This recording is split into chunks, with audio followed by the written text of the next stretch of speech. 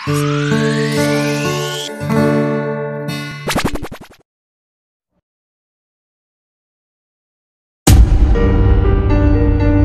guys, selamat datang di channel kami.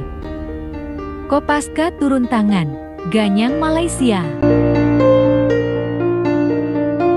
Banyak cerita menarik soal Komando Pasukan Katak atau Kopaska TNI AL. Pasukan elit kebanggaan Indonesia ini memiliki skill unggul. Salah satu peristiwa ini terjadi sekitar tahun 2005, saat itu muncul ketegangan RI Malaysia di Blok Ambalat. Pemerintah RI membangun Mercusuar Karang Unarang yang tak di titik terluar. Upaya ini selalu diganggu oleh tentara laut Diraja Malaysia maupun Marine Police. Mulai dari bermanuver yang menimbulkan gelombang hingga menganiaya pekerja Mercusuar. Kisah ini ditulis dalam buku Kopaska Spesialis Pertempuran Laut Khusus yang diterbitkan dalam rangka 50 tahun Kopaska. 1 April 2005. Dua kapal TLDM dan Marine Police Malaysia buang jangkar di dekat Mercusuar.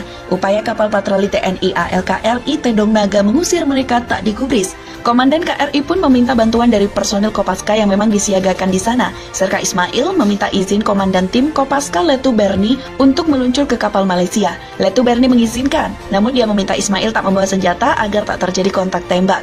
Serka Ismail melaju dengan motor boot bersama Serda Muhadi dan Kelasi 1 Yuli Sungkono. Ismail memerintahkan motor boot itu melaju zigzag dengan kecepatan tinggi. Tujuannya agar perhatian anak buah kapal atau ABK Malaysia tertuju pada motor boot. Sementara itu, Ismail melompat dan berenang senyap menuju kapal Malaysia. Tanpa diketahui satupun ABK, Ismail naik ke atas kapal. Dia mendobrak pintu samping kapal sambil berteriak, "Di mana kapten kapal?" bentak Ismail hingga ABK Malaysia ketakutan. Serka Ismail pun sempat membentak seorang petugas Mariam kapal Malaysia. Kapten kapal keluar. Dengan nada tinggi Ismail bertanya, "Apa keperluan kapal Malaysia di tempat itu?"